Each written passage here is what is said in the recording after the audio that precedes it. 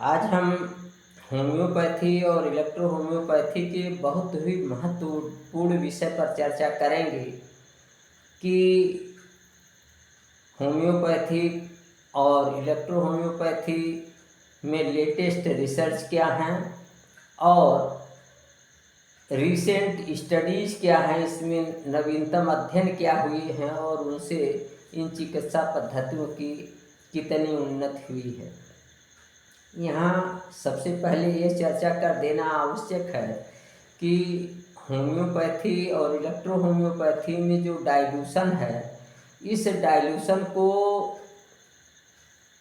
प्रयोगशाला स्तर पर अभी प्रमाणित नहीं किया जा सका है। यह नहीं प्रमाणित हो सका है कि उच्च शक्ति जैसे 1000 या 1,00,000 शक्ति में जहाँ औषधि की किसी मात्रा को वैज्ञानिक स्तर पर प्रयोगशाला में नहीं पाया जा सकता है औषधि में, तो ये अभी साबित नहीं हो सका है कि ये औषधियाँ सूक्ष्म मात्रा में कैसे कार्य करती हैं और रोगों को कैसे ठीक करती हैं। तो इस तरीके से यह कहा जाता है कि ये चिकित्सा पद्धतियाँ अवैज्ञानिक हैं, लेकिन चूँकि हम अपने व्यवहार में देखते हैं, हम चिकित्सक हैं या रोगी हैं, सारे लोग व्यवहार में देखते हैं कि इसमें कैंसर तक बढ़िया से ठीक होते देखा गया है, बुखार उतरते देखा गया है, इसी तरीके से पैरालिसिस को तत्काल ठीक होते देखा गया है, इसी तरीके से इंसैनिटी को तत्काल ठीक होते देखा गया है, बिच्छू के जहर को तत्काल उतरते हुए देखा गया है, सांप के जहर से रोगी को मुक्त होते देखा गया है। तो इस तरीके से जो चीज़ें हम देख रहे हैं, जान रहे हैं, जिनका अनुभव कर रहे हैं, इसको इस आधार पर रिजेक्ट नहीं किया जा सकता।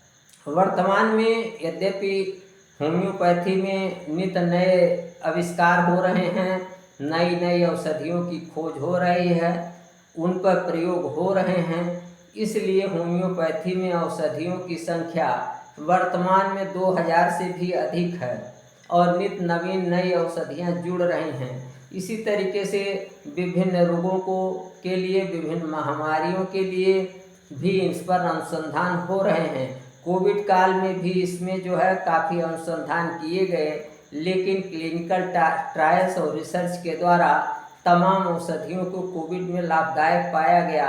उनमें से प्रमुख होम्योपैथिक औषध है आर्सेनिक। आर्सेनिक एल्ब को काफ़ी अच्छा कोविड के लिए पाया गया इलाज के लिए।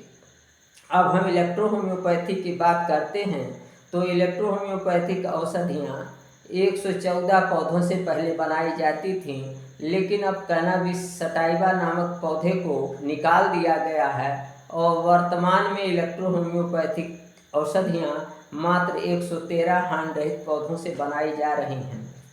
कोविड काल में मैंने यह पाया कि इलेक्ट्रो होम्योपैथी में स्टेन थर्ड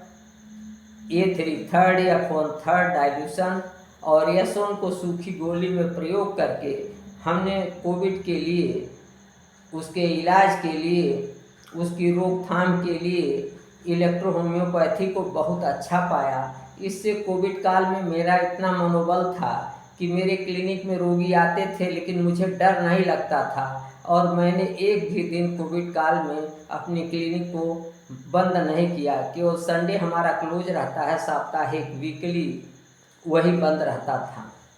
तो इस तरीके से इलेक्ट्रो होम्योपैथिक दवाओं ने हमको काफ़ी संबल और मजबूती दिया।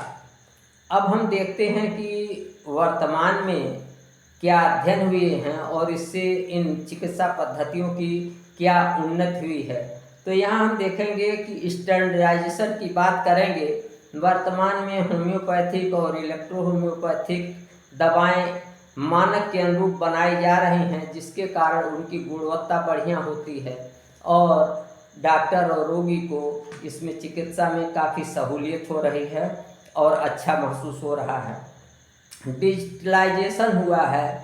डिजिटलाइजेशन होने के कारण अब आप फ़ोन के द्वारा, व्हाट्सएप के द्वारा, मैसेज के द्वारा रोगी और वीडियो कॉल के द्वारा रोगी को देख ले रहे हैं, उसके लक्षणों को देख ले रहे हैं उसके रोग को देख रहे हैं, औषधियों का चयन कर ले रहे हैं और औषधियों को उसे बता भी दे रहे हैं और वहाँ अपने निकटवर्ती जगह से खरीद करके रोगी उसको खा भी ले रहा है।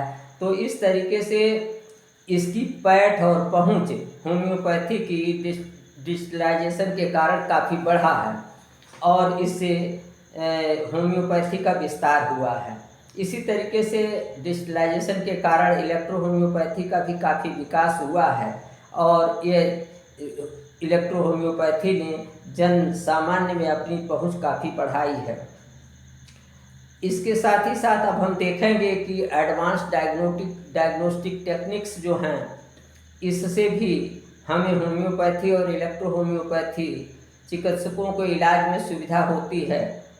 एडवांस टेक्निक्स के कारण रोगों का निदान, उनका स्वरूप, उनका विस्तार, उनका जन्म और किस तरीके से वो आ रहे हैं, किस तरीके से बढ़ रहे हैं, उनकी क्या गति है, इन सारी चीज़ों को हमें समझने में मदद मिलती है, जिससे होम्योपैथिक और इलेक्ट्रो होम्योपैथिक चिकित्सा में काफ़ी सहूलियत हुई है।